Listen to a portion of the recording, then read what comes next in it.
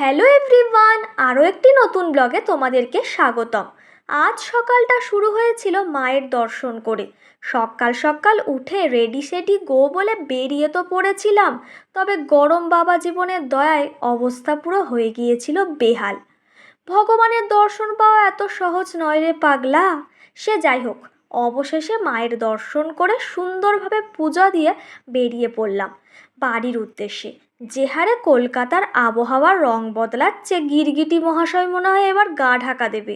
এই একটু আগে গরমের চোটে আমরা দিনের বেলায় তারা দেখছিলাম, আর এখন দেখি ব্যাটা বৃষ্টি কুমারী এসে হাজির। তো আর কি, ঝড় বৃষ্টি মাথায় সঙ্গে করে মা আর বোনকে নিয়ে হাজির হলুম আমাদের বাড়ি। এসেই ওয়েলকাম ড্রিঙ্ক হিসাবে বোনকে দিয়েছিলাম আমার শরবতটা। বোন তো খেয়ে বলছিল দারুণ লেগেছে।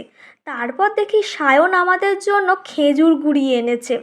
দেন বিকালে রুপিও চলে এসেছে, তাই সবাই মিলে ফল আহার করতে করতে আমাদের বিয়ের অ্যালবাম খুলে বসে পড়েছিলাম। আর এই হলো আমার বরের সেই ঐতিহাসিক মোমেন্ট। কি ফিল নিয়ে হলুদ মাখছিল। তারপর বসিয়ে দিলাম রান্না, আর শাশুড়ি মা বানিয়েছিল সুজি দিয়ে নারকেলের পিঠে। তো সেটা নিয়ে আমরা সবাই মিলে বসে পড়েছি খাস গল্পের আসর সাজিয়ে। আজ ব্লগটা তাহলে এখানেই শেষ করছি, দেখা হবে অন্য একটি ব্লগে। সবাই ভালো থেকো।